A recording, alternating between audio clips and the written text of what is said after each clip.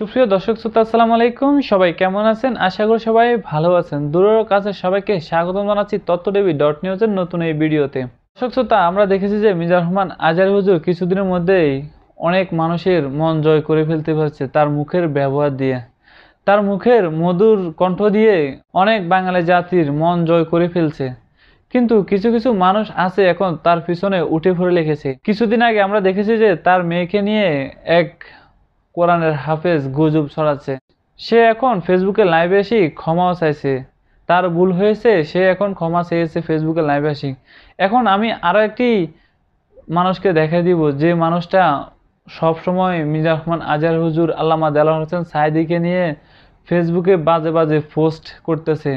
মিজানুর রহমান আজহারী হুজুরের ছবিগুলো নিয়ে, দেলোয়ার হোসেন সাঈদীর ছবিগুলো নিয়ে বাজেভাবে এডিটিং করে ফেসবুকে আপলোড দিচ্ছে।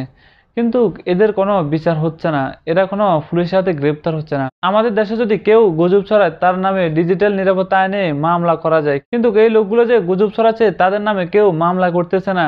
আর তারা এই জন্যই বেশি সাহস পাচ্ছে বাজেভাবে মানুষের ছবিগুলো এডিটিং করে, এমনভাবে ছবিগুলো এডিটিং করতেছে কেউ দেখার মতো না। কোনো পতিতার ছবিও এভাবে ভাইরাল হয় না যেভাবে তারা কোরআনের মুফাসসিরদের ভিডিওগুলোকে এডিটিং করতেছে। তো আমি দেখাবো যে আজকে আপনাদেরকে আরো একটি লেবাসদারি ফালতু লোককে, যে ফালতুর গায়ে ইসলামী লেবাস আছে, ইসলামী লেবাস থাকার পরেও কোরআনের ফাঁকিদেরকে নিয়ে সে কটূক্তি করে যাচ্ছে। কেন তার এত ক্ষোভ কোরআনের ফাঁকিদেরকে নিয়ে, সেটাই আমরা বুঝতে পারতেছি না। তো বন্ধুরা, আপনারা স্ক্রিনে দেখতে পাচ্ছেন তার ফেসবুক আইডিটা। সে মিজানুর রহমান আজহারী হুজুরের ছবিগুলো নিয়ে কি করেছে, নষ্ট নষ্ট মহিলাদের সাথে এডিট করে ফেলছে।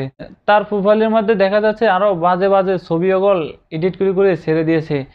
আমাদের কোরআনের ফাঁকি আল্লামা দেলোয়ার হোসেন সাঈদীরও ফাঁসি চাইছে।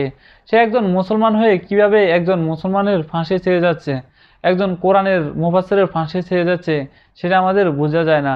এরা নামে মাত্র মুসলমান, এরা মুসলমানের লেবাস নিয়ে এরা ব্যবসা করে যাচ্ছে, এরা মুসলমানের লেবাস নিয়ে ব্যবসা করে যাচ্ছে। আমরা আমাদের প্রশাসনের দৃষ্টি আকর্ষণ করতেছি, এই ধরনের যারা কাজ করে এদেরকে ডিজিটাল নিরাপত্তা আইনে অবশ্যই গ্রেপ্তার করা হোক। আমরা জানি অনেক প্রশাসনের লোক আছে যারা মিজানুর রহমান আজহারী হুজুরকে ভালোবাসে, তাদের দৃষ্টি আকর্ষণ করতেছি, আপনারা ফাইলে জয়নাল জালালী নামের এই ছেলেটিকে গ্রেপ্তার করেন।